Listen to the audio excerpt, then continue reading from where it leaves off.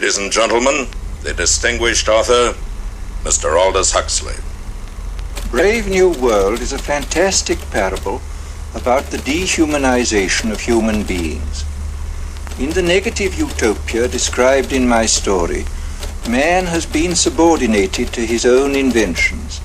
Science, technology, social organization, these things have ceased to serve man. They have become his masters.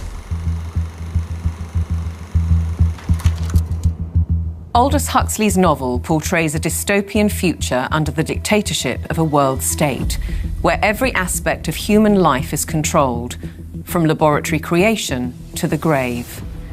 He described the story as fantasy, but later wrote, "The prophecies made in 1931 are coming true much sooner than I thought they would. The nightmare of total organisation has emerged and is now awaiting us, just around the next corner."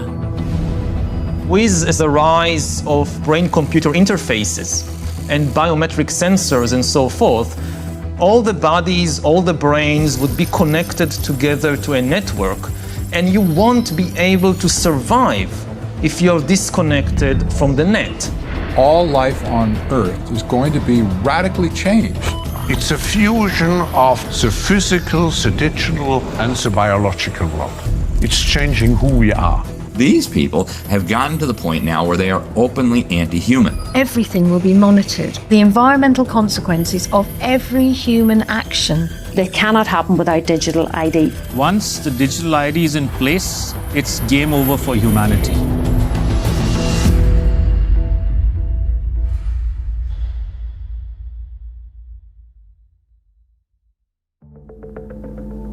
The ideology of a world dictated through science is deep-rooted.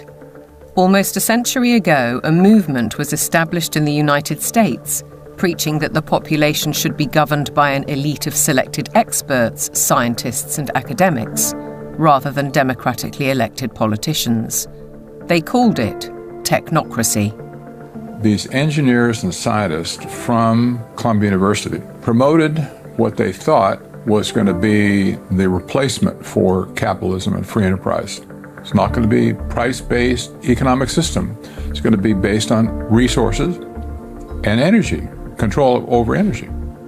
They thought that science was the answer for everything. They didn't have any spiritual bone at all. You know, they were very mechanistic in their thinking. The definition was clear. Technocracy is the science of social engineering, the scientific operation of the entire social mechanism to produce and distribute goods and services to the entire population. The movement was short-lived, but the principle never died. As we'll demonstrate, a stranglehold on policy and resources has always been the ambition of the powerful oligarchs behind many of today's world institutions. It seems to me that there's a very strong drift in the direction of globalization, of the ultimate centralization of control in the hands of unelected officials at supranational organizations. The lust to control other human beings is a story as old as time. They want all of the resources of the world in their pocket. They do not want you and me to have anything. It's in writing all over the World Economic Forum's website. By 2030, you will own nothing and be happy. That's an oxymoron. If you don't have anything in your name, you ain't going to be happy about it. The World Economic Forum may have called that infamous phrase a prediction, but it translates as a statement of intent on behalf of its global power brokers. The bigger picture is that an attempt is underway now to collapse liberal democracy and replace it with global technocracy. What I call an omni-war is now underway, which is to say that the transnational ruling class is literally, it's not a metaphor, is literally at war with the rest of humanity and has weaponized everything that it can. This is a coup. They can remove the power from the parliament and the legislative branch and consolidate it into a monetary system which has complete control. That control is now entirely achievable because the would-be controllers finally have the tools to execute it. Total surveillance, artificial intelligence, digital IDs, and central bank digital currencies. The potential for social control is gigantic and potentially irreversible. What our experts are describing is a world commanded by an exclusive group of bankers and industrialists, affecting every aspect of our lives. What we eat, what we can buy, where we travel, where we live, and all bypassing democratically elected governments. You could be forgiven for thinking this is a grand conspiracy theory, but please consider this. The term conspiracy theory has become one of the most successful propaganda terms of all time in closing down discussion and debate. It's a thought-terminating cliche, but nevertheless, it's surprisingly effective when you try to calmly present evidence in a factual and reasoned manner. In this film, we will present evidence that the global takeover is not only possible, it's actually happening, and has been decades in the making. They plan to commandeer land, reduce farming, and radically change the food we eat, transform the supply of electricity, and then dictate how we use it, and replace currency with a system of credits under their control. It's a classic template to win the war, take control of food, of energy, and of money. And here's the key. All three strategies are built on the premise of a climate crisis caused by carbon dioxide, a gas that is actually vital for life on the planet. So what if the whole carbon narrative was one gargantuan lie? A political maneuver to establish their brave new world. A big lie is a lie which is told on such a scale that ordinary people simply would not imagine it to be possible. People with empathy can't fathom that a group of people would organize and engineer this kind of mass atrocity to get where they want to go. It should come as no surprise that financial kingpins are calling the shots. And it's certainly no conspiracy theory when banking executives spell out their intentions.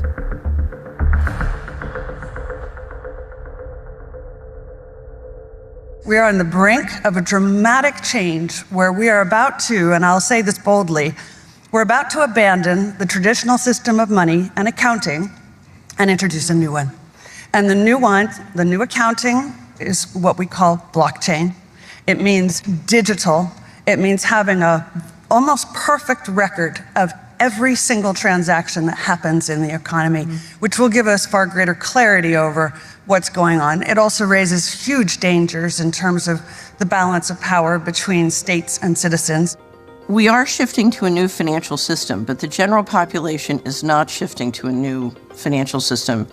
It's shifting to a control grid. CBDC can allow government agencies and private sector players to program, to create smart contracts, to allow targeted policy functions. For example, welfare payment. For example, consumption coupon. For example, food stamp. By programming CBDC, those money can be precisely targeted for what kind of people can own and what kind of use this money can be utilized. A key difference with the CBDC is that central bank will have absolute control on the rules and regulations, and also we will have the technology to enforce that. They're saying we can control with rules. We don't need currency anymore. And so it's no longer a financial system or a currency system. It's purely a digital concentration camp. It's a slavery system. When Catherine Austin Fitts talks, we should listen. She's a former high-level investment banker in New York and held senior office in the first Bush administration in Washington. There may be 1,000 models of how it could work. But essentially, you will have, whether it's a banking account or a credit card, and it can be turned off and on. So my incentive system is not you go to work and work hard and you get money. My incentive system can be based on how you behaved in the last 5 minutes, on a 24/7 basis. CBDCs, as the name suggests, would be issued by central banks like the Federal Reserve in America and the Bank of England, not by high street banks. They would signal the end of cash, and every transaction you make would be transparent and held on a permanent database. Crucially, under a net zero regime, your carbon footprint could be at the heart of the system. We're developing, through technology, an ability for consumers to measure their own carbon footprint. What does that mean? That's where are they traveling? How are they traveling? What are they eating? What are they consuming on the platform? So, individual carbon footprint tracker. This can be the infrastructure for a carbon credit system. It's totalitarian control, and if people don't become aware of it now, it's going to be too late to backtrack from this. It's a ratchet system where it's very difficult, if not impossible, to backtrack. But why is now the time for change? Because the system is in crisis. It entered crisis in 2019. Mark Carney, he talked quite openly about how the international monetary and financial system had entered profound crisis and was effectively on its last legs. If you study the history of how the central bankers designed technocracy, essentially when they created the Fed, they said, look, this can't last forever. We're going to need, at some point somebody's going to get hip to this game. We're going to need another system. And I will say this because I used to be part of that group. I was born and bred to be a central banker. They plan ahead hundreds of years in advance. Predictably, the money brokers seem to hold all the cards. As a subtext, does the ruling class need to protect itself as artificial intelligence threatens mass unemployment? And what will happen to our existing assets if the banking system is collapsed and money disappears overnight? In an unknown future, one thing is certain. Digital IDs are essential to the project. If they become compulsory, data on every detail of our lives will be monitored, stored, and monetized. Nothing, but nothing, would be private. For younger people, often it's the case that they like technology, they're completely au fait with it, they enjoy it. So they don't see the dangers that technology can bring because, like a drug dealer does, you feed people, low levels of drug where it's all fun. And then later, when you have them addicted, you feed the hard stuff and that destroys their life. So in a similar way, all of this technology is currently pretty much nice, but when the central bank digital currency comes in and the control comes in and the censorship systems, then the younger people will realize all too late in many cases that they've walked themselves into a trap.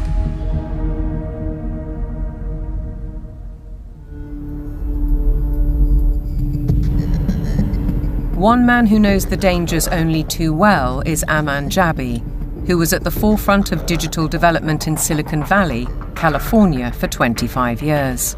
He left when he recognized the dark side of surveillance technology, choosing instead the peace and beauty of Montana. He's an expert in facial recognition. It's a technique that is used to uniquely identify the biometrics of any face. So, in a device like your smartphone, and most modern smartphones in the last 5 or 7 years, they have a 3D camera module in the front of the phone which you cannot see. Within that module is a near-infrared projector which projects tens of thousands of dots on your face. Those dots are then distorted based on the contours and the features of your face.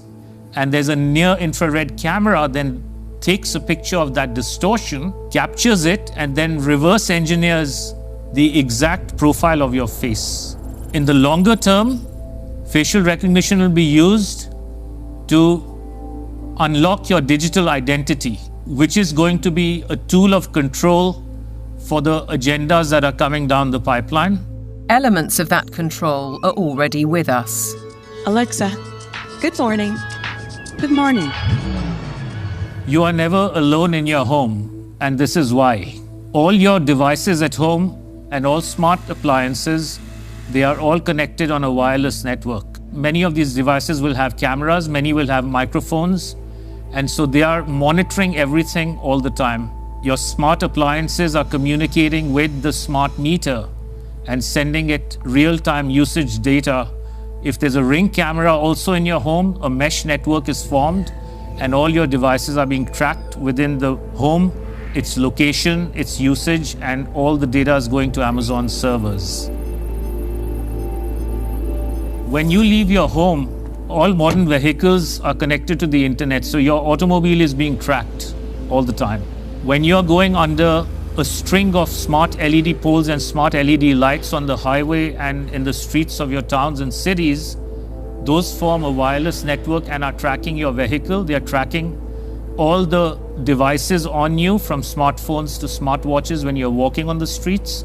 So data is being collected 24/7 continuously on every human being whenever you are within these wireless networks. And it's obviously not good for health also because of all the electromagnetic radiation. In the long term, the plan is to pretty much lock up humanity in smart cities, which is kind of a superset of a 15-minute city. They've sold all the state and local governments and countries that smart cities are about sustainability and the good of the city.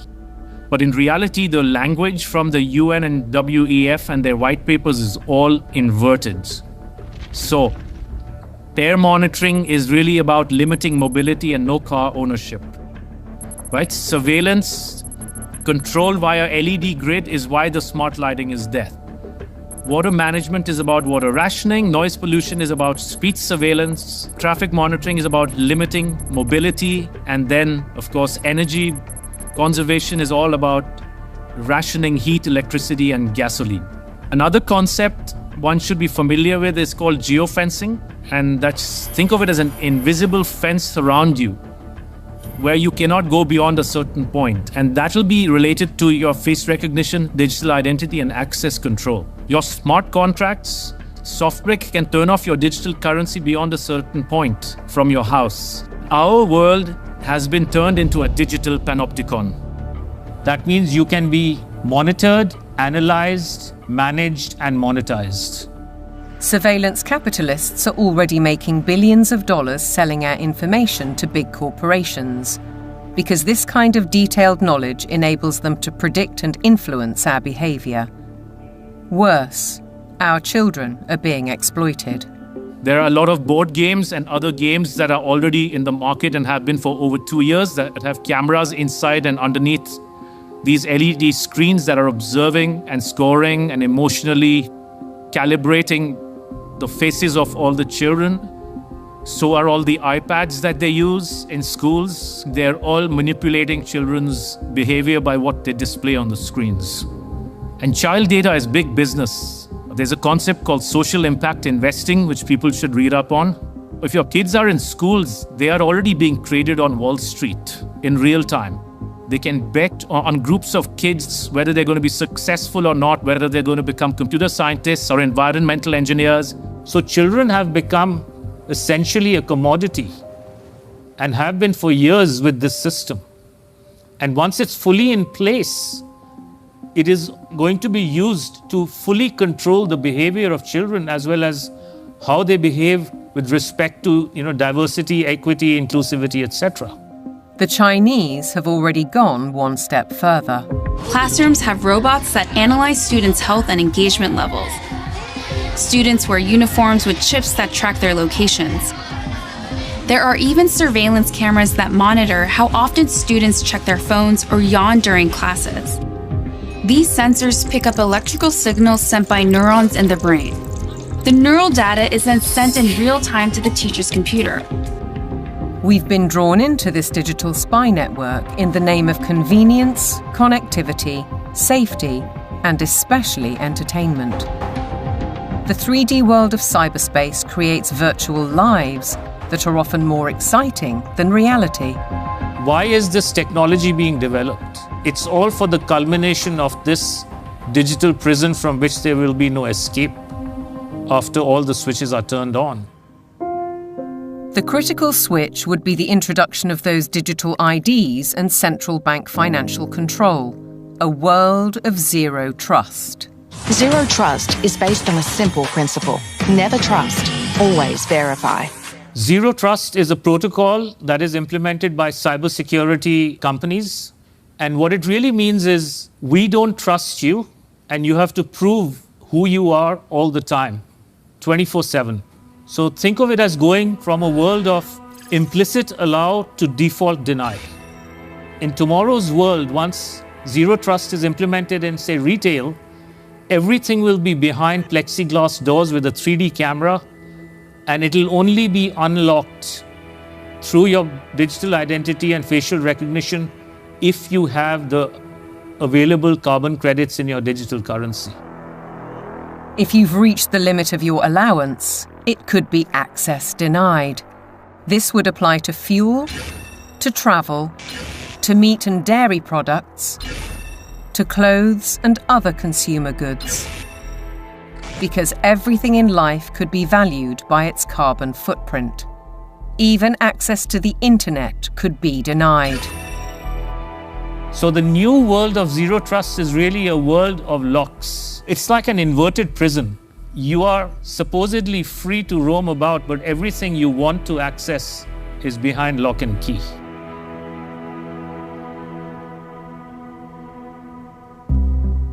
Most advances in science, including AI, bring great advantages to the world.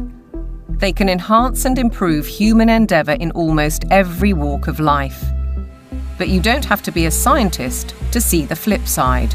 They're constantly monitored by facial recognition cameras that are able to instantly put a face to a name. Now, the Chinese are also ranked, given a mark out of a possible 950 points. For now, the number is a sort of bank credit rating, keeping track of everyone's spending habits. It may seem scary, but it's just like that here. We're used to it, and anyway, we don't have a choice. If you think this couldn't happen in the West, ask yourself why so many cameras, smart poles and 5G networks are being installed in your neighbourhood. In London, the police are using facial recognition surveillance. Sainsbury's is already experimenting with AI. Thank you for waiting. The cabinet will now be opened. In UK railway stations, surveillance is being tested to collect travellers' data. And in Oxford, these barriers were installed by the council under its so-called 15-minute city plan. They were removed following protests. But look at what's replacing them in these quiet residential streets. As the tech companies are proud to tell us, the possibilities are endless. We've developed the camera into a sensor. The camera does not only capture video, it can now start to count, measure,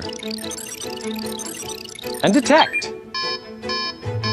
With deep learning capability, the camera is able to generate accurate and trustworthy data and send notifications in order to take action, all directly from the camera.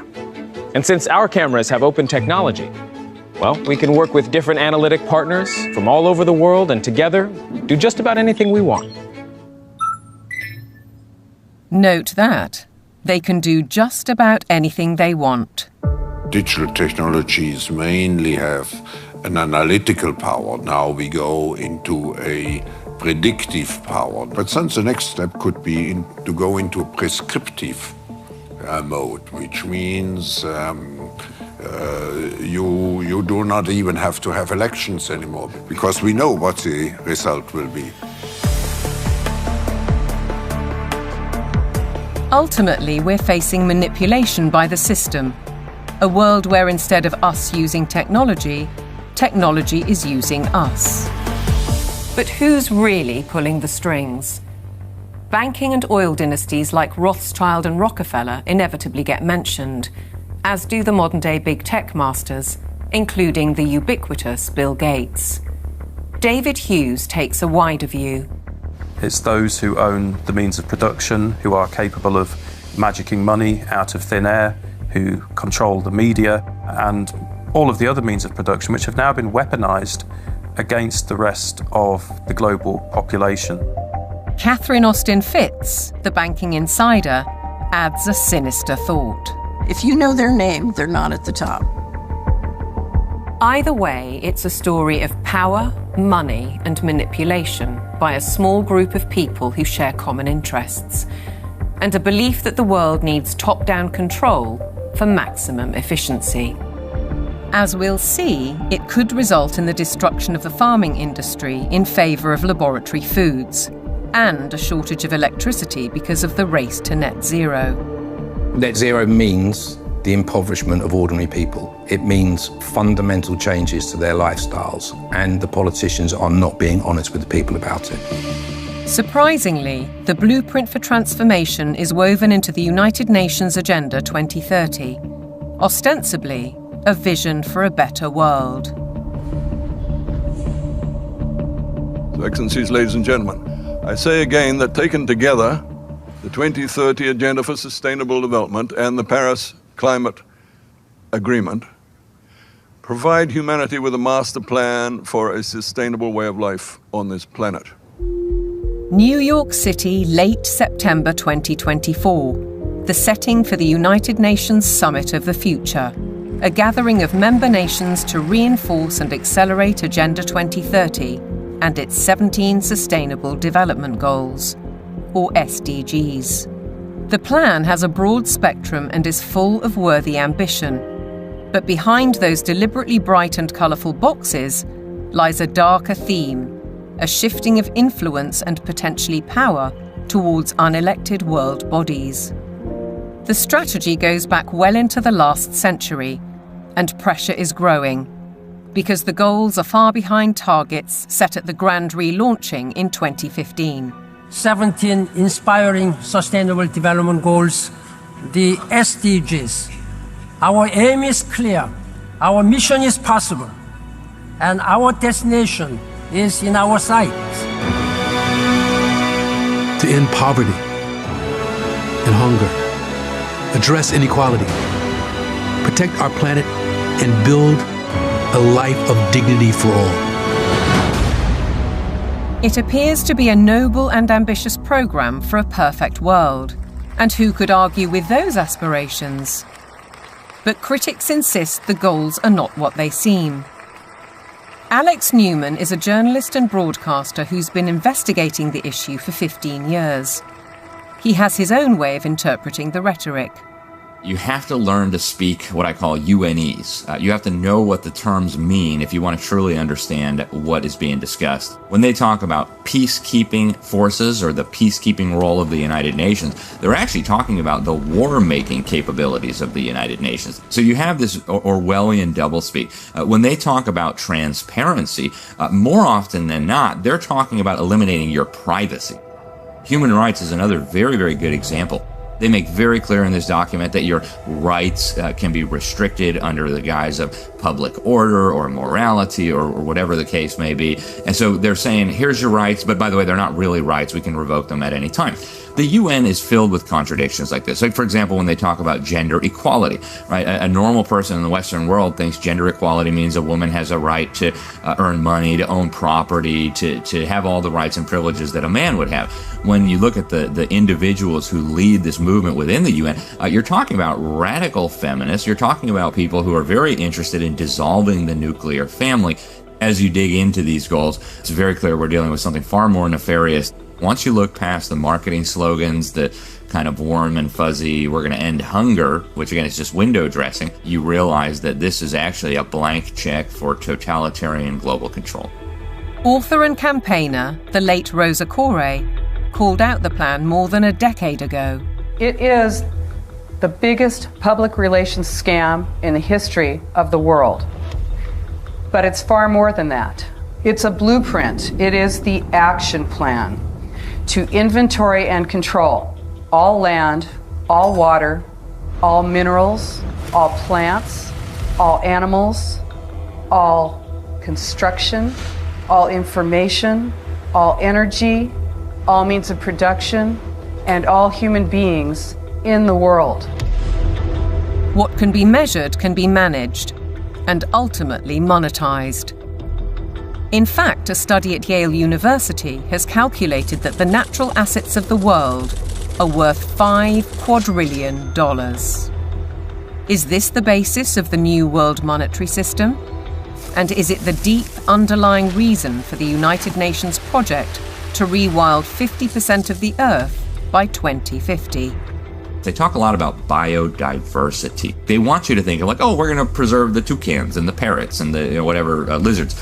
But when you actually dig into this, what they're talking about is creating, and they're working on it now, an international database with virtually all of the genetic material of all of the species on the planet. And then they want to start mixing and matching it. Bill Gates, ultimately, and his buddies want to end up in total control over all life on the planet. Is it a coincidence, then, that Bill Gates has become the largest private landowner in America while planning to build smart cities in which to corral the general population? What is indisputable is that the oligarchs of global business are embedded in United Nations policy. They don't care about the planet.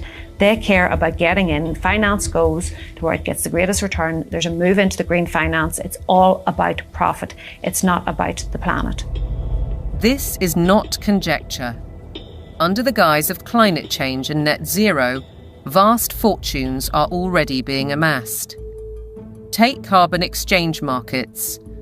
Companies emitting excess carbon dioxide can buy credits from businesses that are carbon negative. But increasingly, many are paying a high price to offset their emissions against land schemes. Grasslands, forests, conservation projects, and so on. Some legitimate, others not so. Either way, the brokers and middlemen get rich, while having no impact on actual carbon emissions. We've also seen the emergence of natural asset companies, whose name says it all. They identify the asset and then issue shares in that asset out of thin air, essentially. And they can sell it to financial institutions, asset managers, sovereign wealth funds. And then they go public and have an IPO, and that funding is, they say, meant to preserve the natural asset. But elsewhere, they say that their main purpose, like so much else, is to generate profit for shareholders.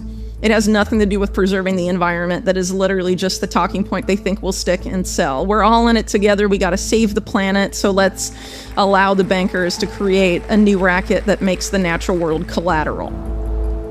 So if everything in nature is to be traded on financial markets, setting a value on the land we walk on and the air we breathe, why do we, the public, have no say?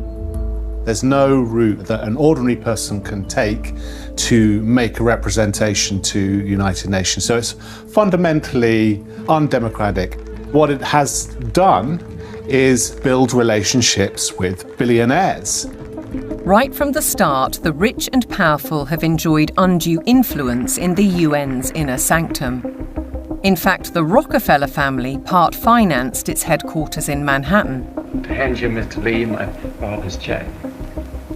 Thank you, Mr. Rockefeller. Between them, the Rockefeller family has funded hundreds of organizations and, as a consequence, spread their authority on civil society, institutions, banking, education, and global politics. The Rockefellers always believed in world governance. In the 1950s, their Special Studies Project report declared, "The UN stands, finally, as a symbol of the world order that will one day be built." In 1973, David Rockefeller co-founded a non-governmental organization which still carries international power today, the Trilateral Commission. Its stated objectives revived technocracy and in turn planted the seeds of the UN's Sustainable Development Agenda. They said at the time that they were going to create a new international economic order. It was all over the literature. The goal of the new international economic order was not to get richer in the sense of money. They knew even back then that eventually the fiat currency system of the world was going to disintegrate. So the goal became to actually capture the physical resources of the world. All wealth historically has come out of the ground. They wanted to take away everything that they could possibly take away from the nation states of the world and from private individuals of the world and stuff it into the global common trust where they would administrate it and they would be the ones getting licenses for the resources to turn around and make stuff. The financial kingpins have long seen themselves as masters of the universe, manipulating global affairs through institutions like the International Monetary Fund and the World Bank. Is Agenda 2030 the defining act for complete control?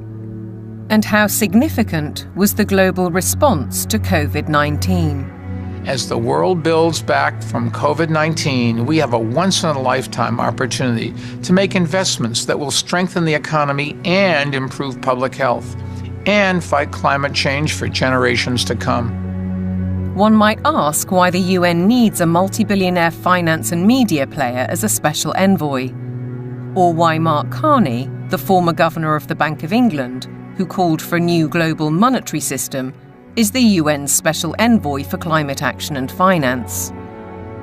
And then there's Larry Fink, the boss of BlackRock, the world's largest asset management company.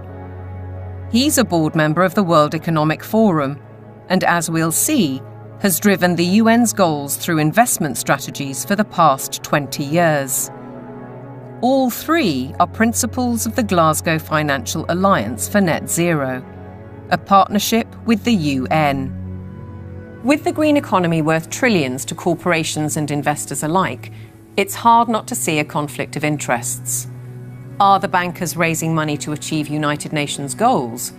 Or are the goals a Trojan horse to change the world's financial control systems?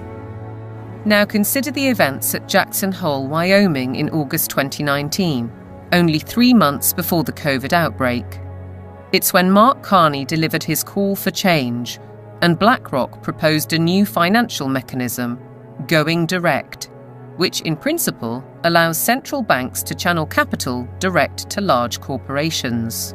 So the central bankers got together in 2019, the G7 central bankers, and voted on the Going Direct Reset. And the Going Direct Reset, of which the COVID operation was part of it, has done a phenomenally excellent job of massively consolidating capital into central control. If you look at the COVID operation from a financial standpoint, it was absolutely clear that it was one way you balance the books.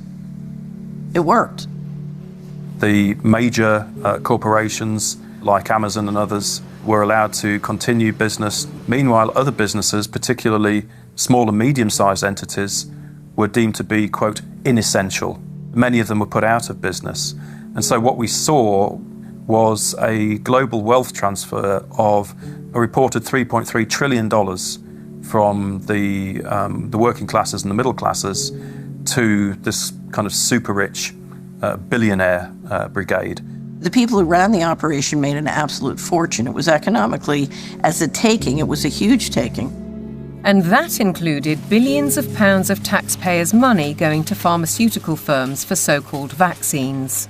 Whatever the truth around COVID, Dr. Hughes says the response deployed dangerous elements of social control, what he calls weaponized deception. We see techniques of shock and awe being applied through the lockdowns, techniques of isolation, making reality seem strange and threatening. All of this helps to de-pattern the mind. These are all well-known military tactics. Look them in the eyes and tell them you're doing all you can to stop the spread of COVID-19. Stay home, protect the NHS, save lives. These are, in fact, very nasty and very vicious techniques which were deployed against the public of multiple countries at once.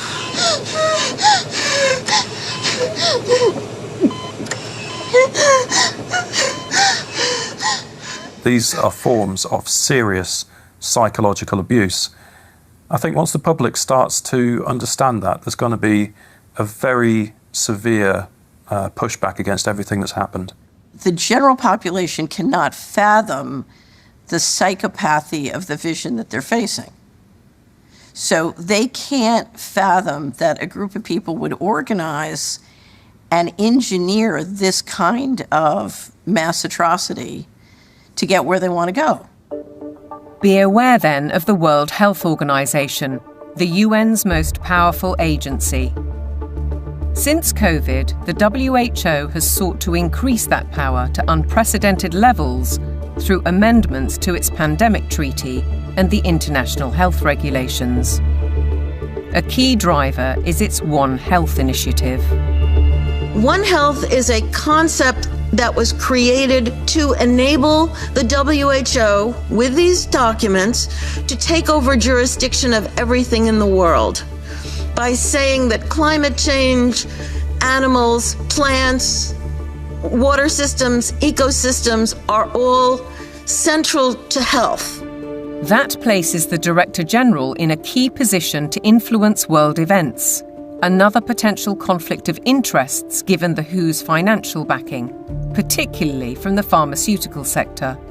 Its accounts for 2022 show that an eye-watering 84%, or $3.656 billion of income, came from voluntary donations. The top 4 sources of these donations included the Bill and Melinda Gates Foundation and Gavi, a public-private vaccine alliance also heavily supported by Gates. People see the WHO as a benign organization, and there are still areas where the WHO does useful stuff. But the biggest focus now is purely on a tiny disease burden where investors can extract a large amount of wealth. This has shifted the WHO's focus very much to this emergency agenda, which is very false. Pandemics are very rare events. This is why we now have a WHO that promotes vaccines all the time, because that's what the money is coming in to support. So instead of being a World Health Organization, we have a World Vaccine Organization, and that seems to be the only thing they're touting. What's in the treaty has got nothing to do with health. It's a business deal focused on the most profitable business imaginable, pandemic profiteering. The other part of it, they're setting up a huge surveillance network. We're talking about $31 billion a year. They have to surveil for variants of viruses, and they will find them. They just have to decide there's a threat, not even a real harm. Experts are preparing for what is known as Disease X, or the next pandemic virus. They're creating a supranational, self-perpetuating pandemic industry. The latest scare is monkeypox, renamed Mpox, a disease highly unlikely to affect the general population.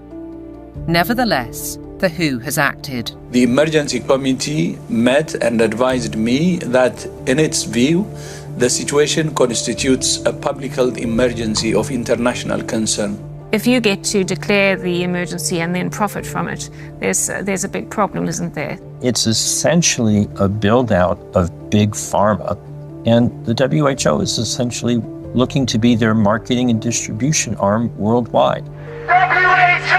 The people say no! WHO! The people say no! We're fighting for really the right to own our own lives. We're fighting for that freedom versus sort of corporate authoritarian structure or medical fascist structure, which is what is clearly interests are trying to impose on us. Changes to the WHO's regulations are expected to be voted through in the coming months. As we speak, the UK government is fully behind them.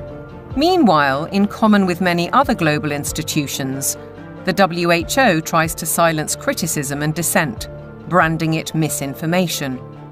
The science, it says, is settled. Digital platforms are being misused to subvert science and spread disinformation and hate to billions of people. This clear and present global threat demands clear and coordinated global action.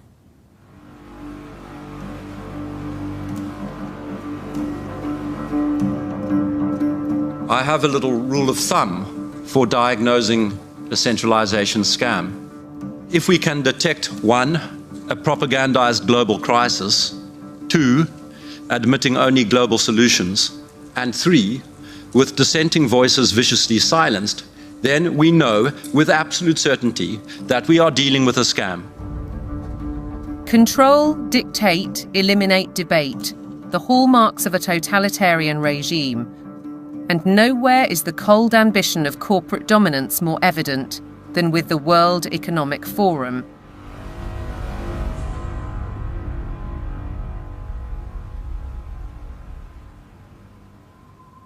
Klaus Schwab founded the WEF in 1971. His mentor was Henry Kissinger, statesman, political shaper, and close confidant of the Rockefellers. The organisation now employs 800 people and has programmes in business, academia, and in training future global leaders. It's far more than its famous annual meeting in Davos. Over the last 50 years, the World Economic Forum has blossomed into an enormously influential organization with all of the major corporations as stakeholders or trustees and all funding the World Economic Forum to ultimately fund the UN World Government Plans and Agenda 2030. Klaus Schwab is the public face of stakeholder capitalism, a planned system of central ownership and control that has little to do with democratic process and is uncomfortably close to communism. It's a partnership between global corporations, governments, and what Schwab refers to as civil society, NGOs, and so-called think tanks. The agenda is driven by finance, which gives the unelected and unaccountable oligarchs huge influence, if not control, over policy. The UK's Prime Minister, himself a one-time member of the Trilateral Commission, has already declared his interest. You have to choose now between Davos or Westminster. Davos. Why? Because Westminster is too constrained. And, you know, it's closed and we're not having meaning. Once you get out of Westminster, whether it's Davos or anywhere else, you actually engage with people that you can see working with in the future. Westminster is just a tribal shouting place. Starmer seems to forget that he is elected by the people, to serve the people through Parliament. That's his democratic duty. And while he refuses to listen to our farmers, he entertains the globalists in Downing Street and publicly doubles down on his philosophy. I'm determined to deliver growth, create wealth, and put more money in people's pockets. This can only be achieved by working in partnership with leading businesses like BlackRock to capitalise on the UK's position as a world-leading hub for investment. To underline the influence of non-elected, unaccountable policy drivers, consider this document from 2004. It was commissioned by the UN and produced by financial institutions, including the World Bank. It cited research by the WEF. The result was the emergence of environmental, social, and governance metrics, ESGs. The ESG is an attempt to turn financial power into governance without going through the democratic process, without the normal process of making law. ESGs allow major asset management companies such as BlackRock to impose ideologies on businesses and consumers across the world through their investment strategies. BlackRock's billionaire chairman and CEO, Larry Fink, also a board member of the WEF, remember, is clear. You have to force behaviors. If you don't force behaviors, whether it's gender or race or just any way you want to say the composition of your team, you're going to be impacted. Now we get ethics, green ethics, racial ethics, gender ethics, driving corporate decisions about who may have money, what they may use their money for, and how they're going to behave in society and what they're going to do with it. This is a new form of political power that isn't accountable, isn't transparent, and it isn't democratic. We, the public, are being manipulated. Our lifestyles, our culture, and our future, be it through forced woke ideologies, intrusive technologies, so-called pandemics, censorship, or information which is too often propaganda. Your compliance is vital to the agenda. To impose global solutions, the leadership needs you to believe in global problems. Climate change is here, it is terrifying, and it is just the beginning. The era of global warming has ended, the era of global boiling has arrived. This stuff is so fantastically stupid. It's hard to believe that they're doing it. There is no climate emergency. That is a total scam. If they came out and said, hey, we want to destroy your economy, we want to destroy the middle class of your country, and then ultimately we want to make you a slave to a one world government, it just wouldn't be as appealing as saying we're trying to save the planet for future generations.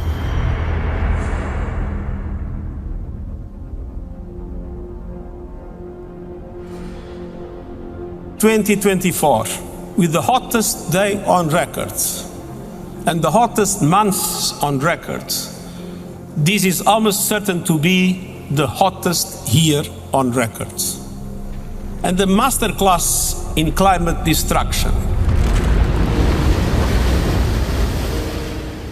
Statements such as that are amplified by emotional footage from all over the world. But is any of it true? I do not think there's a climate crisis, and I base that on all the evidence and the climate data sets that we build to answer questions just like that. We actually use satellites to monitor the global temperature, the true global temperature of the atmosphere. And we find there is a rise. It's about 1.5 degrees per century, which is certainly something that's manageable and the Earth has seen before.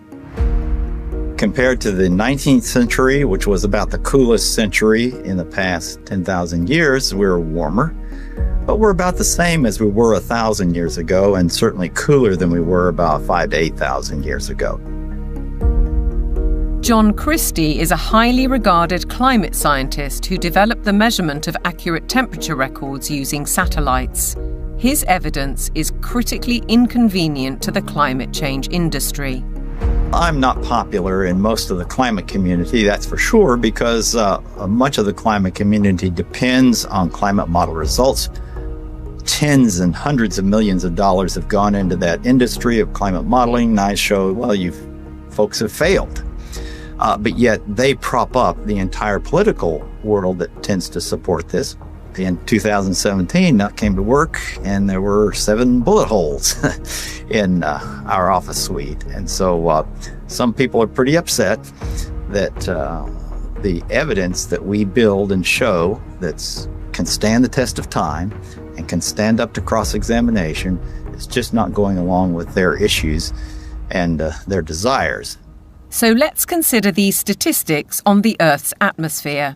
78% is nitrogen, 21% oxygen, other gases make up less than 1%, and carbon dioxide accounts for a mere 0.04%, the majority of which is natural.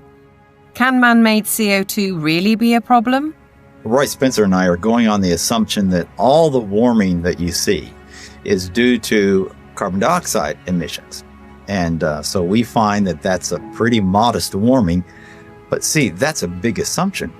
Mother Nature is able to warm up the planet without extra CO2. And so we are just saying the worst case scenario is this warming of about 1.5 degrees. And that's certainly not a catastrophe at all. On the contrary, carbon dioxide is vital for the world's survival. The greater the concentration, the better plants grow. In fact, according to NASA figures, the world has become 14% greener in the last 40 years. During the last cool period before industrialization, let's say 200 years ago or so, it was below 300 parts per million. And during the ice ages, it was even lower. And that's a dangerous level because plants struggle to survive when the CO2 is at a low level.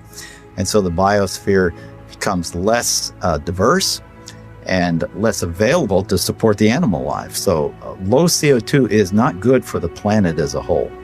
Where is the logic then behind the UK's decision to spend £22 billion on facilities to capture carbon? The greatest controversy of all revolves around readings from ice cores. CO2 levels can be measured in bubbles of air trapped in ice thousands of years ago. By aligning this to temperatures, scientists have argued that carbon dioxide is the cause of global warming. However, closer inspection leads to the opposite conclusion. Once the temperature starts to rise, you will see the carbon dioxide rise about 500 to 1,000 years after. So the CO2 actually lags the temperature changes. But what of the extreme weather events, which are increasing and driven by climate change, according to everyone from the top of the United Nations down? Professor Christie says there is no data to support those claims. And what we find is that virtually every one of these claims is false. The extremes are not increasing. Hurricanes are not increasing in intensity or frequency. Same with tornadoes or thunderstorms or floods or droughts. It's just going along like it always has with the natural variability. Why aren't we looking at the surface data sets that are constantly adjusted upwards? Why aren't we looking at the 40.3 record at Conisbee, which the Met Office is very proud of, on July the 19th in 2022? And when we did a freedom of information request at the Daily Sceptic, we found that there were 3 Typhoon jets landing on a runway next to the measuring device, because Conisbee, as they call it, is actually RAF Conisbee. It's a military airport. The temperature lasted for 60 seconds. Sticking a thermometer up the backside of a jet aircraft is not probably scientifically the best place that you can sort of determine temperature measurement, particularly when you then morph it into a global database, which the Met Office has, and then tell dear old Antonio Gutierrez that the globe is boiling. The whole thing is junk. How we came to the point where we think that we're going to prevent bad weather from happening by eliminating fossil fuels is just about the most nonsensical, illogical thing that I can imagine. And the whole world is caught up in this nonsense. So how did the carbon story take hold? Meet the man who invented climate change, according to The Telegraph. His name? Maurice Strong, an oil tycoon, a Rockefeller associate, and a man with an extraordinary talent for moving between high finance, politics, and the United Nations. Strong was a member of the highly influential Club of Rome, an institution formed in 1968 at a Rockefeller property on Lake Como in Italy. A group of scientists, academics, and industrialists discussed what they saw as an urgent crisis: the impact of human activity on the planet. I don't think we can sustain current growth trends much beyond, say, the lives of children who are being born today. To prove the thesis, they commissioned computer modelling at the Massachusetts Institute of Technology. This research laid the foundations for an agenda that's persisted for over 50 years. Cut use of autos, use less electric power, have fewer children, limit growth. All of this was fueling this ideology that there's too many people on the planet, there's not enough resources, and that something has to be done. The natural world in which man lives and on which he depends is indeed deteriorating, is being destroyed in many instances at a rate that is accelerating and that can only continue to accelerate unless we begin to control the activities that are having this destructive impact. In 1975, the Club of Rome published a second report, Mankind at the Turning Point. The lead quotation was telling. The world has cancer, and the cancer is man. The report concluded, the solution of these crises can be developed only in a global context with full and explicit recognition of the emerging world system, a new world economic order, and a global resources allocation system. In other words, technocracy, top-down control of everything, including populations. But if that was the solution, a worldwide problem was required. Climate change provided the answer, as admitted in a later Club of Rome document. This is the quote from page 115. In searching for a new enemy to unite us, we came up with the idea that pollution, the threat of global warming, water shortages, famine, and the like would fit the bill. All these dangers are caused by human intervention, and it is only through changed attitudes and behaviour that they can be overcome. The real enemy, then, is humanity itself. It really does look as though they are inventing climate change there. They just made it up out of thin air, literally. That nobody really looks at that book and say, well, there you go. It's not, this has nothing to do with science whatsoever. They just made it up. Interestingly, in 1988, Maurice Strong had been instrumental in establishing the IPCC, the mainly political entity which endorsed a thesis by a small group of scientists that industrial carbon dioxide was driving climate change, and the IPCC has been looked into that theory ever since. Maurice Strong's masterstroke came in 1992, when as Secretary-General of the UN's Earth Summit in Brazil, he saw 179 nations commit to a World Action Plan, Agenda 21. We have been the most successful species ever. We are now a species out of control. Nobody would question the need for a cleaner environment and the protection of nature, and Strong's legacy lives on through the Kyoto Protocol, the Paris Accord, the current Agenda 2030, and the worldwide push for carbon net zero. But there are questions on his motives and his connections. He was behind the first financial carbon market and a founding director of the World Economic Forum. Surely a conflict of interests with his involvement in the IPCC. A skeptic might ask why nearly all research grants in almost 40 years have gone on developing IPCC carbon dioxide theories, while anyone who raises questions is ridiculed, cancelled, or has their career stalled. Funding for someone who wants to determine the natural variability of the climate system as an explanation for what has happened is just not there. I mean, the government is very clear that they want a catastrophic story. There is no single science paper that proves conclusively that humans control all or most of the global climate.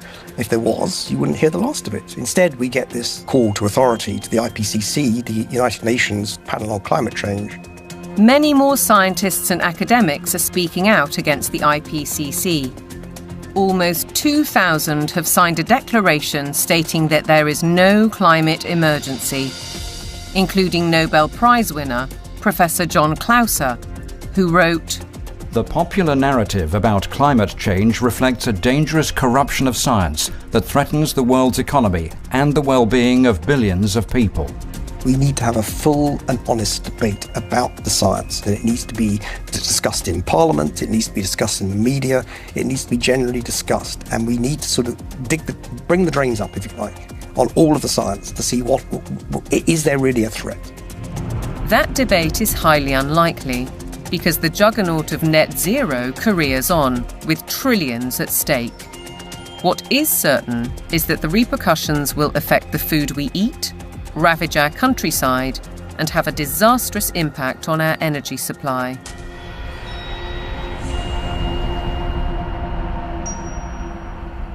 If you cannot set a credible course for net zero, with 2025 and 2030 targets covering all your operations, you should not be in business.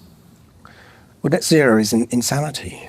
It's pure insanity. I mean, the idea that you can remove 85% of the world's energy, which comes from hydrocarbons, within less than 30 years and replace it with the sunbeams and the breezes. It shows a complete lack of economics, societal effect. It shows a simple lack of the progress that we've made over 300 years. Nevertheless, net zero is enshrined in UK law, with the government passing the Climate Change Act in 2008. A 100% reduction in emissions by 2050 from 1990 levels was included later in a strategy document.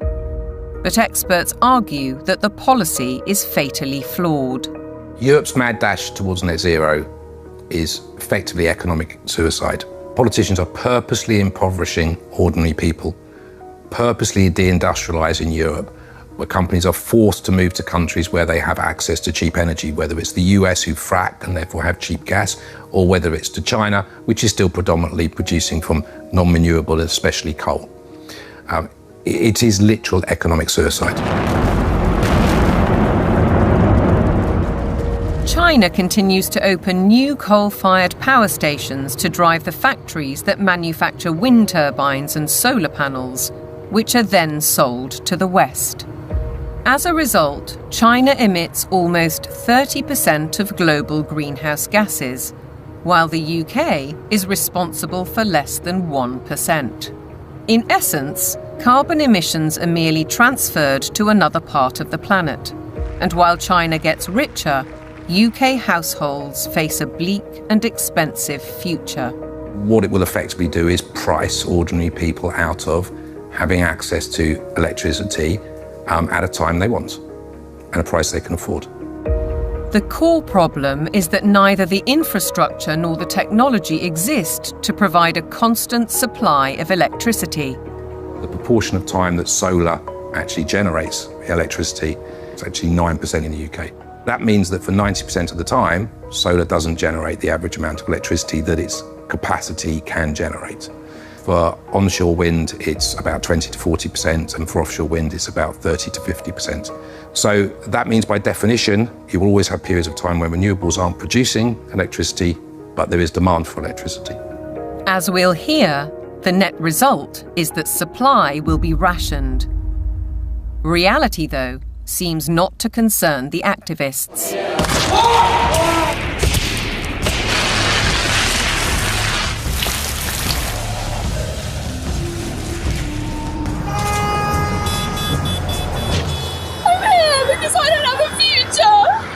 I look at some of these hysterical youngsters and some of the hysterical oldsters as well, screaming about the climate is collapsing and all that sort of thing. And you think you haven't got a clue what would happen if you removed hydrocarbons. You haven't got a clue. You'd be back in service, like probably your ancestors were. You'd be skivvying on the land, in big houses with warlords, calling themselves aristocracy and all that sort of stuff. You want to go back to that? Fine. Get rid of hydrocarbons. Many of these apparently grassroots protest groups are backed by organisations such as the Climate Emergency Fund, financed by billionaires like the oil heiress Aileen Getty. And if they claim to be environmentalists, they conveniently ignore the bigger picture. Thousands of wind turbines are disrupting coastal waters, changing habitats, affecting marine life, and killing seabirds. Landscapes are being scarred by the production of lithium for electric car batteries, and by cobalt mines in Africa, where child labour contributes to huge corporate profits. How does the loss of thousands of square miles of farmland to vast solar parks meet the UN's biodiversity goal? And how helpful are wind turbines when they're blotting the landscape visually and through noise pollution, and disrupting wildlife in the air and on the ground? The glorious mountain terrain of southwest Wales is a stark example. It's a landscape breathtaking in its beauty, untainted and largely untouched by humans. A haven for wildlife, a place where life runs its natural course. Yet this is what's planned: mega turbines designed for offshore, reaching 700 feet into the air and dwarfing the hilltop forests. Planning permission is being sought for the so-called Bryn Cadwyn Energy Park. If you put one in the valley floor, it would be standing some 40 metres above the valley floor, so above the horizon. But they're not putting them in the valley floor, they're putting them on the top of the hills. So it'll be standing some 600 odd metres above sea level up there, casting a shadow over our solar panels. Justin Cotter lives right in the centre of the proposed development. He's fighting to preserve the countryside he loves. And across the mountain, Jason and Josie Barker are equally aggrieved. It feels very much like it's exploitation, using the climate crisis narrative as its supporting evidence. So it feels like it's being abused in a tremendous way, and there's going to be a lot of destruction done in the name of doing good, which really just seems utterly backwards. And if we really want to protect nature, then some of the best way of doing that would be to leave it well alone, especially in the wilder places, and let it flourish. We certainly found that being here The more we've lived here, the more we've worked with it and encouraged it, the more it's come back. All of those spruce trees on top there, they will have to go to make way for turbines. All of that, all of this spruce will be gone. To build a 230-metre turbine in that location, it's going to take some crane to lift the 240-ton nacelle onto the top of the tower some 180 metres up. So they'd have to stabilise all the ground for the crane, stabilise the ground for the actual turbine, put in a concrete plug basically in the ground of some 1,000 tonne of steel, 4,000 tonne of concrete, just as a base. They'll need to be lit. It'll take away the dark skies. It's totally devastating. It would just be catastrophic damage and destruction. The roadways up through these valleys, the Welsh valleys, they're all twists and turns. They're going to have to straighten out the valleys. Where you've got steep hills, they're going to have to level out those hills. There's a 200-metre drop into the actual valley itself. So they're going to have to create gradients that machinery carrying 400-tonne loads can actually traverse and get up. The locals argue that there are much better ways of creating clean energy, such as solar panels on industrial sites. Areas of natural beauty should be respected. This is about preserving and protecting this sacred land. We need to speak up and protect the environment. It's just a tremendous amount of damage in the name of saving the planet. It does make you ask the question of what is it we're actually saving if we're paving it over. It doesn't make any sense at all in my head.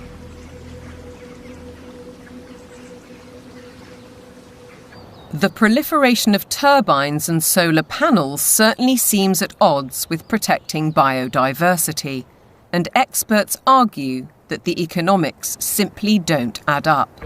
If we are going to go on to full net zero, we not only have to change our electrical system, but we have to change the other 66% or more of the rest of our energy needs as well. So we need to triple the amount of renewables just to cover our present electricity generation.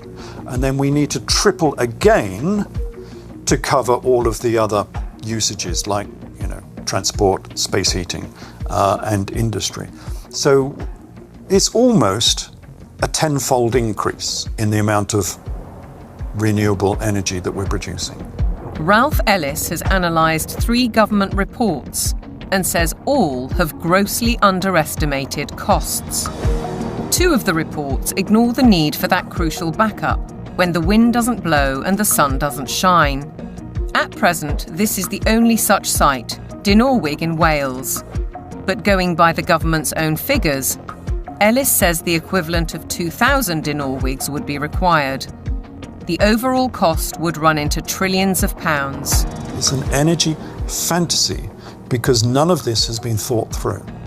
Battery plants are one alternative to back up the national grid, like this one already constructed in Australia. But again, they offer limited supply. We're facing a situation where, if fossil fuels are eliminated, it will be impossible to maintain a constant supply of electricity. You can't instantly put on new supply, so what you have to do is control demand. And to be honest, they're quite open with this. If you look at the National Grid's latest paper on this, they talk about demand management. And the system is, electricity will only be available at a price you can afford when the wind is blowing and when the sun is shining. And when the wind isn't blowing and the sun isn't shining and the 1 or 2 hours of battery storage have been used up, the way they will reduce demand is by simply increasing the price of electricity so that demand falls to the available level of supply. Part of the control that the government has, or part of the means by which it can manage the demand, is through the use of smart meters. Effectively, smart meters allow them to do minute-by-minute pricing, which means that as the intermittent renewable production goes up and down, they can effectively change the price at which you can use electricity. So essentially, it's going back to pre-industrial age, where the weather determines our lifestyles and our energy use. A government-sponsored report from the UK Fires Organisation agrees that targets will not be met, and therefore electricity usage will have to be cut.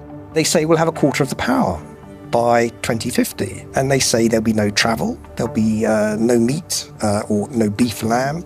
There will be restrictions on clothing, and we will live in mud huts. And it's not an exaggeration. They use the word earth. The United Nations use the word bamboo, impacted earth, soil detritus. This is what they're writing. But what of the claim that renewable energy will be cheaper? Not so, says Derek Bertelsen. We can also look at the accounts of these renewable energy companies. And what we see if we look at those is that the cost of production is considerably higher than the market price of electricity. And therefore, without these subsidies, these renewable companies would go bust. Ironically, the anticipated reduction in supply comes at a time when demand is about to skyrocket, with the explosion of surveillance systems and artificial intelligence. BlackRock's Larry Fink predicts that by 2030, data centers will use 30 times more power than a single city. Where's that power going to come from? Are we going to take it off the grid? What does it mean for elevated energy prices for everybody else if it's that? I think it's going to represent some huge societal questions that we have not addressed. The negative side. Forget about the use of it, but just the generation of it is massive power. If the race to net zero will affect our energy, it could also have a devastating effect on our food, as global policies and the march of corporations accelerate.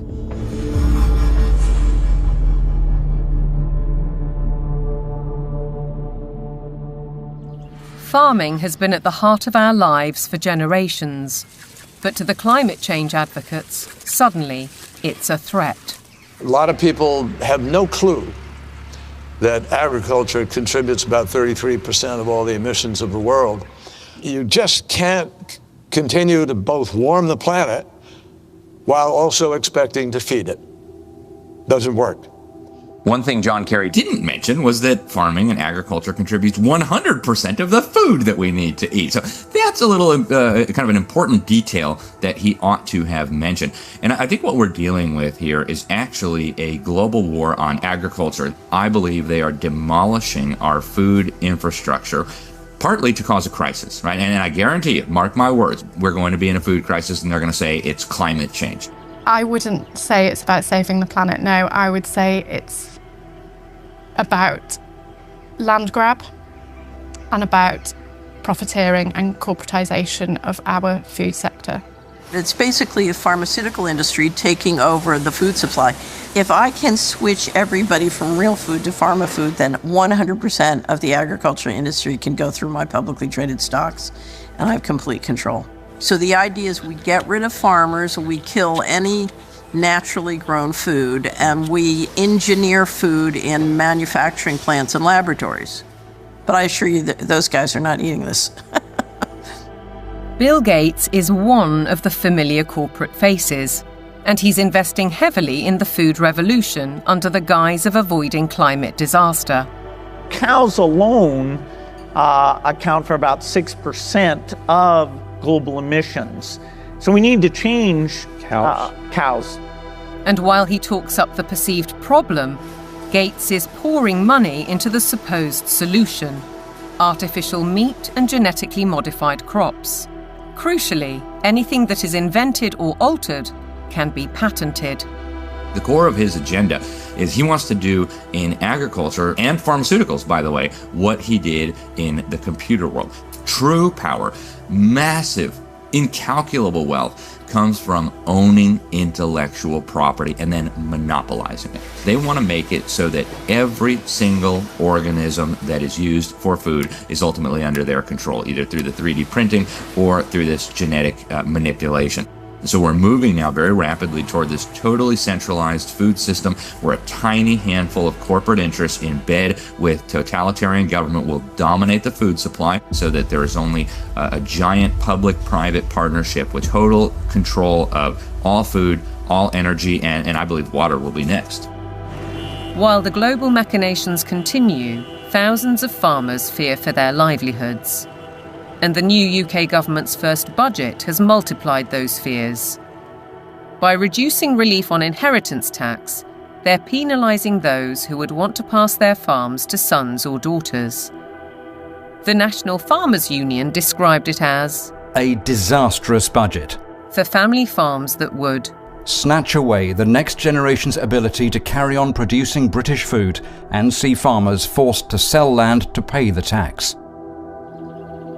For Kelly Seaton, concern goes well beyond her family farm in Cheshire. It makes me feel incredibly sad that the dairy and meat industry is so vilified. You will never find anything as nutritionally complete as milk and meat. The food that is going to replace milk, meat, and all of the other products that we produce in this country is going to be very nutritionally lacking. They will starve us from nutrients, and then the pharmaceutical companies will probably pick up the slack on that, all of which create a profiteering circle. No Farmers, No Food was set up to campaign against untenable net zero and climate change policies. Farmers, says Kelly, are being dealt a deeply unfair hand. When cows are blamed for climate change, it does make you question everything. And I think this is where a lot of farmers are waking up to the fact that there's a lot of lies being told to us. The problem with the current carbon system is that a lot of big corporations are offsetting their carbon. So most dairy producers now especially, but other farmers as well, are having to record their carbon footprint on systems that aren't fit for purpose.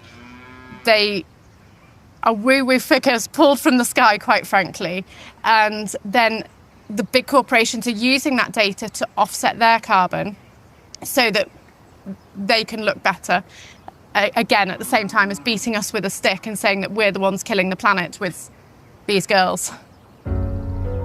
The methane emitted by cows' digestive system is part of the argument against them, but Kelly says that's just hot air. The grass that they eat would produce the same amount of methane whether they ate it or not. OK, they do speed that up, but the other thing they give us is this, muck, which we put on the fields to fertilise the fields and reduces our reliance on buying in fertiliser. 200 miles to the south, Ed Rhodes farms 188 acres of Devon countryside. He's not part of the No Farmers, No Food movement, but agrees that the whole narrative on cows and climate change is wrong. As farmers, we recycle carbon all the time. That's what we do. You could almost define farmers as carbon recyclers. We're an organic beef, sheep and vegetable farm. We run a fairly traditional system of rotational farming. We'll have a field which would be growing a brassica crop for 1 year, a non-brassica crop for another year, such as broad beans or sweet corn, and then we have a break for that field, so it goes into a predominantly grass and clover mix. That allows the soil to recover from the work that we've done with it while we've had the vegetables growing. It also allows things like the clover to put nitrogen back into the soil. So the livestock are absolutely essential for grazing that grassland. We also mow it so that the hay, the silage that we take from those fields are fed to the cattle in the winter. The bale I'm sitting on, the bedding that they're standing on, is all mown from very rushy areas on our farm. The animals then dung onto that. We compost that. That gets spread onto the land primarily where we're growing the vegetables to put the fertility in, and that's what then produces our crops. If you remove livestock from the system, you have no system. Farmers like Ed Rhodes work with knowledge and passion, but still have to comply with a labyrinth of government rules and regulations, including carbon monitoring. And now land itself is under threat. Corporations such as British Airways are buying farms to plant trees for carbon offsets, while other areas are being declared sites of special scientific interest, restricting or even preventing use for crops and livestock. And then there's the United Nations SDGs. Goal 15. Protect, restore and promote sustainable use of terrestrial ecosystems. Consequently, rewilding programmes are impacting farmland across the world. In the UK, for example, the government is planning to set apart 1,200 square miles for wildlife habitat by 2042. That's an area almost as large as Cornwall. And in America, dams are being removed and river courses reopened, disrupting water supplies for crops. Goal 13 states, take urgent action to combat climate change and its impacts. As a result, the Dutch government plans to close 3,000 farms to meet EU emissions targets, drawing widespread protests. And in Denmark, farmers face paying £80 for every cow they own in a world-first tax on meat. Goal 7. Ensure access to affordable, reliable, sustainable and modern energy for all.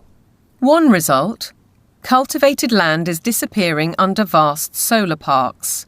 How does this square with the UN's biodiversity goals or even ending hunger? Maybe they're questions for Ed Miliband, the UK's Secretary of State for Energy Security and Net Zero. He's cleared the way for a huge solar park on prime farmland in East Anglia, an area big enough to site 1,745 football pitches. It's a crime to take food productive land out for solar panels, which are unrecyclable, potentially not that productive going forward, and not feed the planet. It is absolutely catastrophic. We've gone from being 78% self-sufficient in 1984 to now less than 60% self-sufficient. I think it's about 54%, which I think is set to fall even further this year. On top of all that, British farmers are being paid not to produce food under schemes like the Sustainable Farming Incentive. Kelly Seaton understands that many farmers accept the money to balance their books, but has this warning. When you look at how many farms are selling up, how many arable farms are struggling, we're walking into food shortages, and I think we're going to end up eating more processed food, maybe lab-grown meat, and I think that's part of the plan. The squeeze on farming is self-evident. Our supply of natural food is under very real threat, just as the WEF predicted. Worse than that, Catherine Austin Fitz says that with programmable currency, you wouldn't have a choice. No one in their right mind would ever eat this stuff. But the reality is, once they have control of your transactions, they can dictate what food you can and cannot buy. If they want you to buy pizza made with insect-based flour, that's what you're going to get.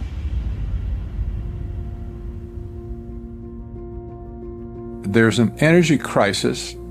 Even though there is an abundance of energy, there's a food crisis, even though there's plenty of food to feed the world. There's a water crisis, even though 70% of the Earth's surface is covered with it.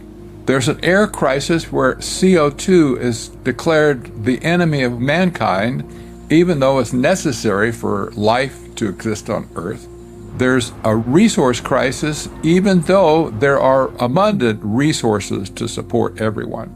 What's with us here, you know? Who created all these crises? They did it. Just as clear as the nose on my face. It's all been a sham. All the essential things of life, they've been declared to be scarce, because things that are scarce you can control.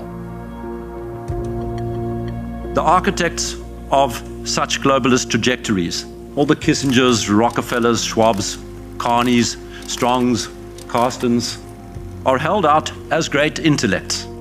But they are nothing of the sort. We know both in theory and in practice that centralization causes nothing but misery because it destroys the mechanisms of error correction, leading to doubling down on flawed policies. And yet the creed of global dominance continues apace. Through the WHO's so-called Pandemic Agreement, its One Health Initiative, and ultimately the United Nations Agenda 2030. From medical diktats to gender and racial politics to climate change, the indoctrination runs deep.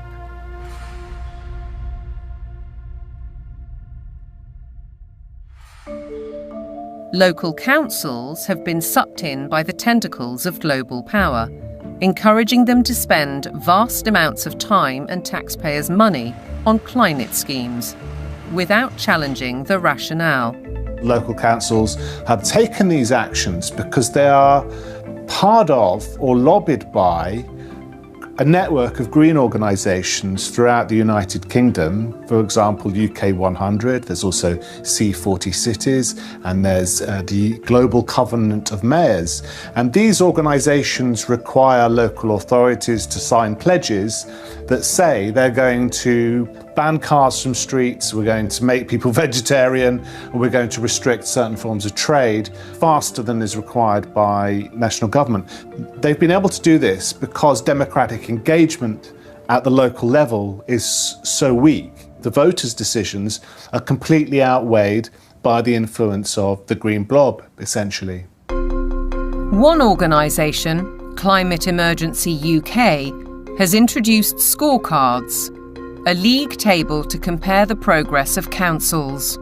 It brings both pressure and opportunity.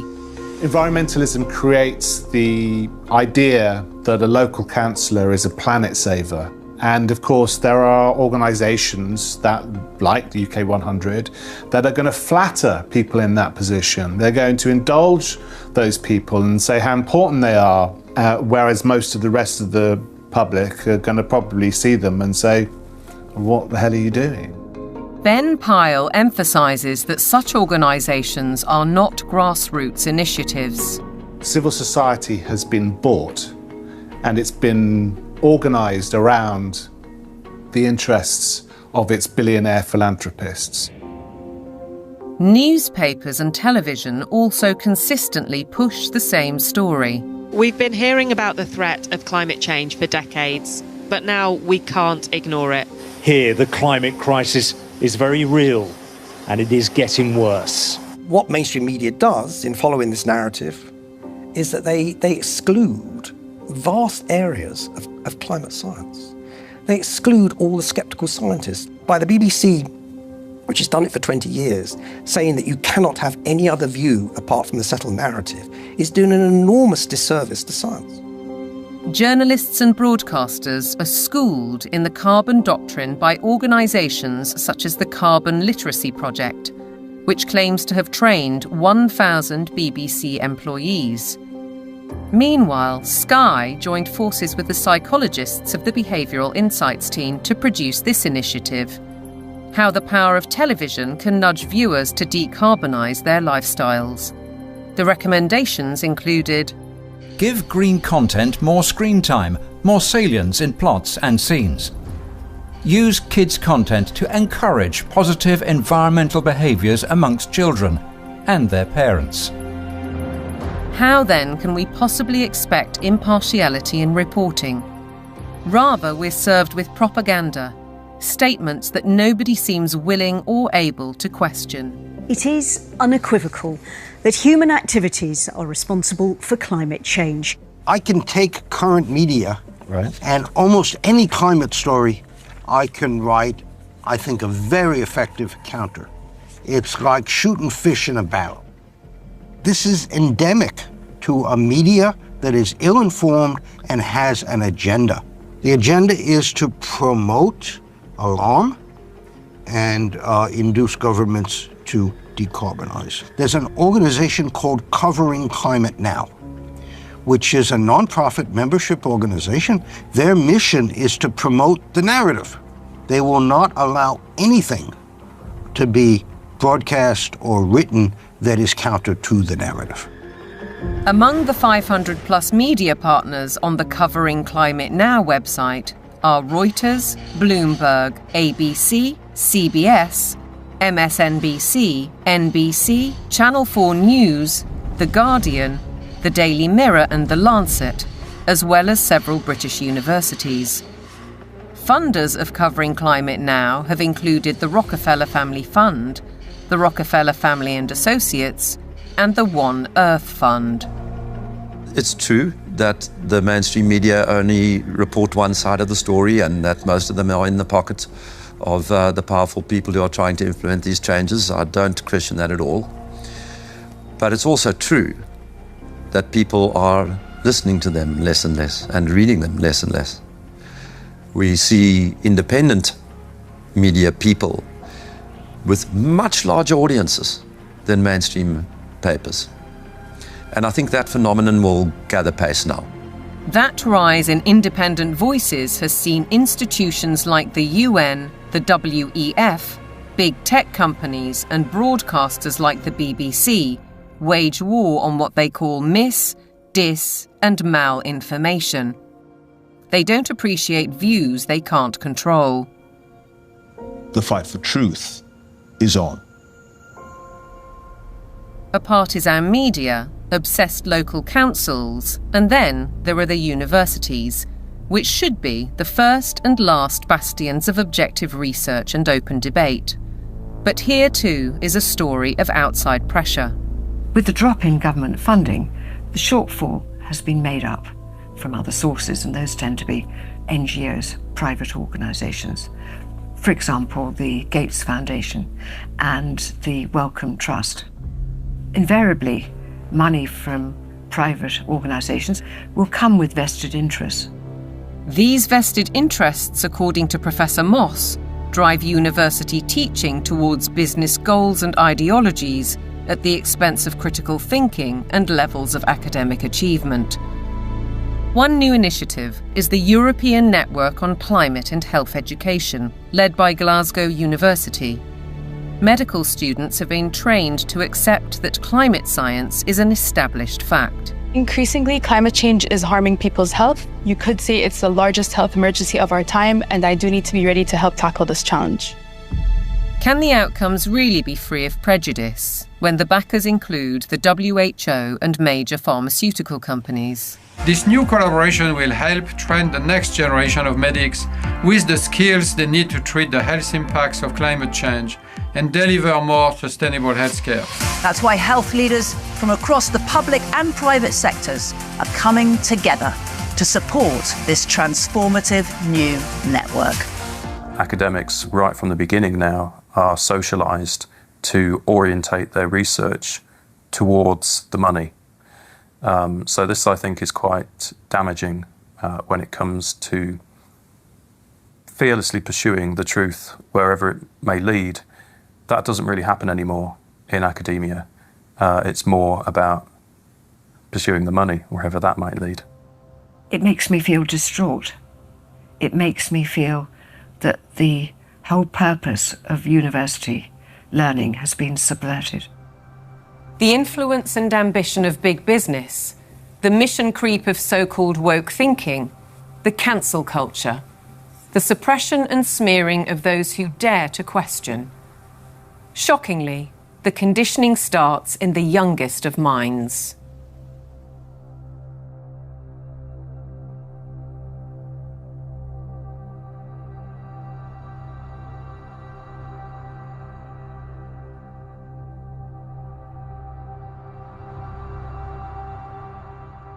All aboard for Global Goals!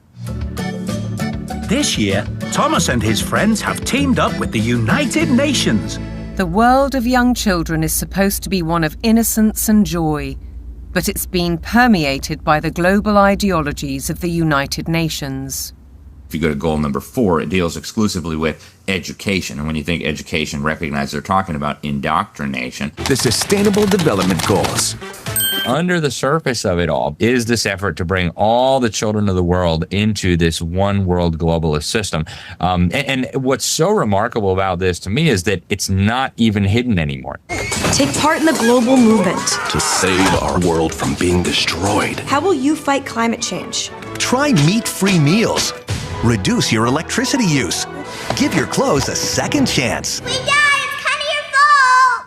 And you can never ignore Greta. The eyes of all future generations are upon you. And if you choose to fail us, I say we will never forgive you. I don't want you to be hopeful. I want you to panic. We want action. We want justice. Let's want action. And we want now! No more coal! No more oil! Keep your... I want you to feel the fear I feel every day. I want you to act as if the house was on fire, because it is. This propaganda relentlessly promoting fear in various ways, be it disease, be it climate, I think is having a very damaging impact on young people's mental health. The disasters that continue increasingly to afflict the natural world have one element that connects them all: the unprecedented increase in the number of human beings on the planet. We're asking children to believe they are a scourge on the planet. I have a problem with children believing they shouldn't be here from the off. How are we ever going to encourage them to have strong mental health and emotional well-being if they believe that their birth is a disaster for the planet? That's not encouraging them to be productive citizens who are making an active contribution to society if they've got to apologise for their very existence. I think it's very dangerous, and I think we need to reverse that as soon as possible. The indoctrination of children is further evidenced across their learning. Objectivity and freedom of thought are being stifled by the persistent pushing of agendas. I undertook a study of secondary school textbooks to see what children are being taught. And what I found was extremely shocking. I found unqualified acceptance of climate change, the wonders of vaccines, GM foods, and very few counter-arguments were presented. If you cannot produce this information that's in the textbooks, you cannot succeed in the school system. If a student undertaking a geography exam, for example, doesn't talk about man-made climate change, then they're very unlikely to hit the top marks. Is it not surprising that the phrase critical thinking actually only occurs in relation to two subjects? One is art and design, and the other is history. Other than that, it's completely absent from the national curriculum. If we have a dumbed-down syllabus, we're actually stunting children's brain capacity and brain potential. While parents may not be fully aware of these issues, many are concerned at the growing trend of gender politics, including transgendering. One former head teacher says his local authority advised teachers not to use the words boy or girl for fear of misgendering anyone. The Department for Education as well has really subscribed to this kind of woke ideology. So there's almost like brownie points for the more woke you can be. Why do you have makeup and lipstick and glitter on? Because I think it looks pretty. Oh! You don't think it looks pretty? What schools have done is employ third-party agencies to deliver material for which the third parties most certainly have a vested interest in. And I wouldn't have a problem if it was I'm there in school to ask children to accept me as I am. That's fine. We all need to be tolerant and liberal in a diverse society. My problem is that what they're actually doing is more a form of evangelism, which is this is who I am and you might be too. In my heart, I've always known that I'm a girl, Teddy, not a boy, Teddy. I wish my name was Tilly, not Thomas. Language carries so many meanings and messages, and if schools are encouraging social transitioning, that's not a neutral act. That's a significantly impactful act. Dr. Fraser is also highly critical of the World Health Organization's recommendations, suggesting that 4-year-olds should learn about sexual stimulation. It's harmful. They don't need to know it. And in fact, for those children who are perhaps victims of adult abusers, how will they ever know the difference between what is happening within the home if they're encouraged to also explore that part of themselves within a school curriculum? What do we do with an organisation like the United Nations or the World Health Organization if we take our orders from them about what is suitable education for our child? How do we say, no, we're not doing that, we want a change? Teachers are sent on courses to embrace the diversity dogmas, and many buy into them. But Fairclough says that those who don't keep quiet for fear of reprisals. It's a dereliction of duty. It's a dereliction of their legal as well as their moral duty to safeguard children against harm. I can certainly say I feel very let down by the teaching profession because I am not hearing people speaking out on behalf of the children. A one-world dictatorial education, a dumbing down in the classroom, fluidity of gender, the impact of technology. Are our children being groomed for a life in the digital prison? Today, nobody has any idea what to teach young people that will still be relevant in 20 years.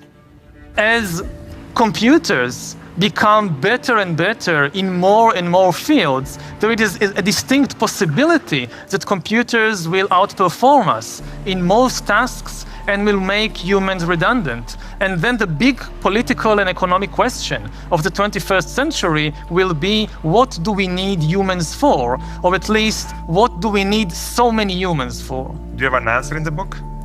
At present, the best guess we have is keep them happy with drugs and computer games. But this doesn't sound like a very appealing future. A chilling forecast, and one which echoes Brave New World, in which the oligarchs did indeed provide drugs and entertainment so that people learned to love their enslavement. Yet there are even darker clouds on the horizon, the spectre of transhumanism. In a sense, it is that final piece of the puzzle. If you want to gain total control over everyone and everything, then you actually ultimately need to be able to implant technologies inside human bodies. And that's exactly what's taking place. Artificial intelligence, the metaverse, near space technologies, and I could go on and on. Synthetic biology. Our life in 10 years from now will be completely different, very much affected, and who masters those technologies in some way will be the master of the world. These modern technocrats seem wedded to science and technology at the expense of our human spirit and ingenuity. They aspire to a data-driven world which is robotic and predictable in every sense, with no room for creativity or individual choice. But if the goal is, and always was, population reduction, maybe they're right on track. We feel too afraid to have kids because we feel that we're heading towards civilization breakdown. People under the age of 35 are more likely to report climate change as a reason not to have children. I've decided not to have kids to do my part for climate change. If I don't think the future is worth anything, then I'm not going to have children. If I think it is worth something, I will have children. I think these ideas have spread like bad viruses, and there's been a lot of investment in promoting some extraordinarily weak ideas. Sitting at the top of all of these very bad ideas is one giant one, which we can call anti-humanism. Transhumanism, the trans phenomenon, net zero, lockdowns, population reduction, all of these ideas are basically the ugly stepchildren of anti-humanism. They are, as I read it, essentially two competing ideas in the world at the moment. One is that humans are the best feature of the observable universe, the only creatures capable of creative thought and generativity and of creating explanations for how reality works, that humans ought to be revered and ought to be cherished, that we should plan for their flourishing, that we should be planning for the flourishing of as many people as possible, that human agency ought to be respected, that civil liberties ought to be respected, and that the imposition of top-down, one-size-fits-all policies on humanity is completely incompatible with that kind of worldview. Set up against them are people who regard humans as the scum on the surface of the little blue dot, people who regard humanity as some kind of blight, people who believe that the earth needs rights to protect it from these horrible humans. And I think it is a deeply sad reflection of the state of our societies that so many people live in the latter camp, but I'm definitely not one of them.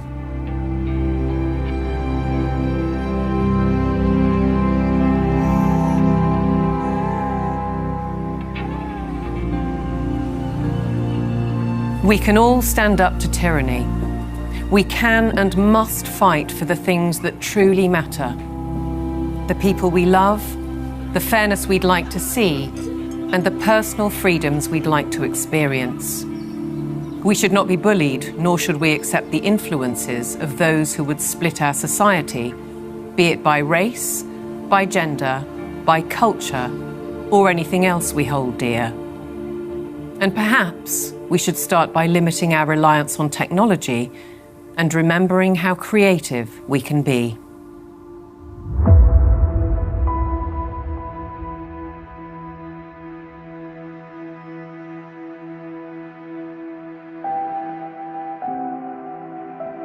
Once you've seen it, you can't unsee it. You can't go backwards.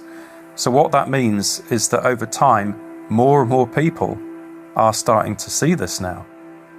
The powers that be have no choice but to keep pushing forward for their global technocracy.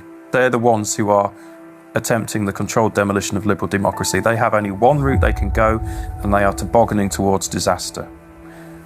On the other side, we the people have no choice but to fight back against all of this. I don't expect that we're going to just be able to tell the truth indefinitely without consequences, but we must continue to do it. We must, for the sake of our children, for the sake of humanity, for the sake of generations yet unborn. We have no option but to stand against this evil. If you look at where this thing is going, I'm not going there, okay?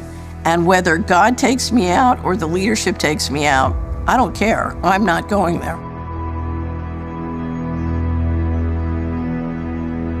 And the only way we cannot go there is if we can find a better pathway. And the only way we're going to find a better pathway is with transparency. If I want to live as a virtuous human being, I need to live amongst people that are free.